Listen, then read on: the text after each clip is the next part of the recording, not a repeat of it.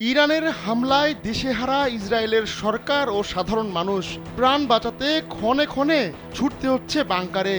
এতে ভয় আর আতঙ্ক ঘিরে ধরেছে ইসরায়েলিদের। তবে এই চাপ আর নিতে পারছেন না অনেক ইসরায়েলি, তাই ভয় আর আতঙ্কে দলে দলে ইসরায়েল ছাড়ছেন তারা। তাদের ভরসা স্থল হয়ে উঠছে ইউরোপ, অথচ এই ইউরোপ থেকেই ইহুদিদের এনে ইসরায়েল বসতি স্থাপন করেছিল। ইসরায়েলি গণমাধ্যমের খবর অনুযায়ী ইরানের ক্ষেপণাস্ত্র হামলা থেকে বাঁচতে ইউরোপে পালানোর চেষ্টা করছেন ইসরায়েলিরা।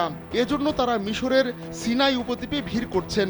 হিব্রু সংবাদপত্রের উদ্ধৃতি দিয়ে প্রতিবেদনে বলা হয়েছে, ইসরায়েলের এক নাগরিক বলেছেন তিনি মরুভূমির বিপজ্জনক যাত্রায় অংশ নেবেন, কিন্তু তাও দখলদার অঞ্চলে আর থাকবেন না।